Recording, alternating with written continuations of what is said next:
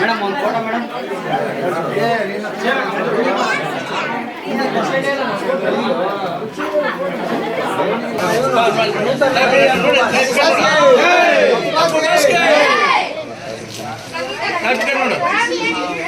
Madam ಈ ಕಡೆ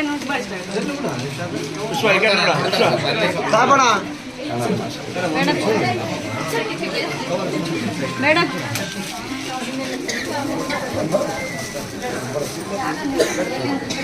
ಅಪ್ಪು ಬಾಸ್ಗೆ ಅಪ್ಪು ಬಾಸ್ಗೆ ಅಪ್ಪು ಬಾಸ್ಗೆ ಸಂಗೀತ madam Appu sir ಅಭಿಮಾನಿಗಳಿಗೆ ಜೈ ಅಪ್ಪು ಬಾಸು, ಜೈ ರಾಜವಂಶ, ಜೈ ಯುವ.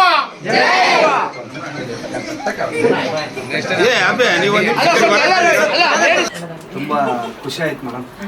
ರೈತರ ಮನೆಗೆ ಬಂದಿರೋದಕ್ಕೆ, ರೈತರ ಅಧ್ಯಕ್ಷರ ಮನೆಗೆ ಬಂದಿರೋದಕ್ಕೆ ನನ್ಗೆ ಖುಷಿ ಆಗ್ತದೆ. ನೀವು ಕರೆದಿದ್ದಕ್ಕೆ ಬಂದಿದ್ದು ಇದಲ್ಲ, ನೀವು ಕರೆದಿದ್ದು ತುಂಬಾ ಖುಷಿ ಆಗ್ತದೆ. ಪ್ರತಿ ಸಲ ಬಂದಾಗ ಬರ್ತೀನಿ.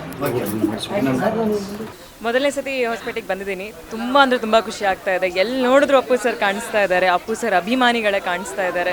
ಎಲ್ಲಿ ಹೋದಲ್ಲೂ ನನಗೆ ಸಿಗ್ತಾರಂಥ ಗಿಫ್ಟ್ಸ್ಗೆ Appu sir. And Appu sir ಹೇಗಿದ್ದರು, ಅವ್ರ ಪ್ರೀತಿ ಹೇಗಿತ್ತು ಅಂತ ಪ್ರತಿ ಒಂದು ಹೆಜ್ಜೆ ಒಂದು ಗಾಳಿಲೇ ಗೊತ್ತಾಗ್ತಾ ಇದೆ. ಅಷ್ಟು ಪ್ರೀತಿ ಇದೆ ಈ ಗಾಳಿಲೇ.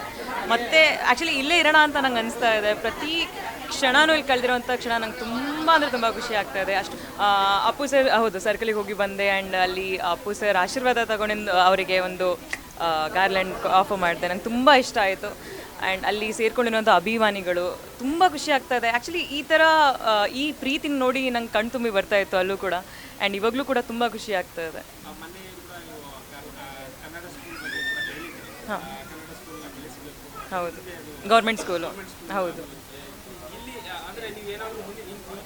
ಹೌದು, ಅಡಾಪ್ಟ್ ಮಾಡಿದ್ದೀನಿ ಆಲ್ರೆಡಿ. ನಾನು ಬಿಗ್ ಬಾಸ್ನ ಬಂದ ತಕ್ಷಣ ಫಸ್ಟು ಶೃಂಗೇರಿಲಿ ಬಾಲಕಿಯರ ಪ್ರಾಥಮಿಕ ಶಾಲೆನ ಅಡಾಪ್ಟ್ ಮಾಡ್ಕೊಂಡಿದ್ದೀನಿ. ಇನ್ನಷ್ಟು ಮಾಡಬೇಕು ಅಂತ ಇದ್ದೀನಿ. ಸೊ ಎಲ್ಲರ ಸಹಾಯ ಇದ್ದರೆ ಖಂಡಿತವಾಗ್ಲೂ ಇನ್ನಷ್ಟು ಮಾಡ್ಬೋದು. ಗೌರ್ಮೆಂಟ್ ಸ್ಕೂಲ್ ಉಳಿಬೇಕು, ನಮ್ಮ ಕನ್ನಡ ಸ್ಕೂಲ್ ಉಳಿಬೇಕು. ಇದೊಂದು ನನ್ನ ಇನಿಷಿಯೇಟಿವ್ ಆಗಿದೆ. ನೋಡೋಣ ಯಾವ ಮಟ್ಟಕ್ಕೆ ಹೋಗುತ್ತೆ ಅಂತ. ಹೌದು, ಹಂಪಿ ಹೋಗಿದ್ದೀನಿ. ನಾನು ಸ್ಕೂಲ್ ಟೈಮಲ್ಲೆಲ್ಲ ಹೋಗಿದ್ದೀನಿ. ಆದರೆ ಇಂಡಸ್ಟ್ರಿ ಜಾಯ್ನ್ ಆದಮೇಲಿಂದ ಹೋಗೋಕ್ಕಾಗಲಿಲ್ಲ. ಇವಾಗ ಹೋಗಬೇಕು ಅಂತ ಇದ್ದೀನಿ.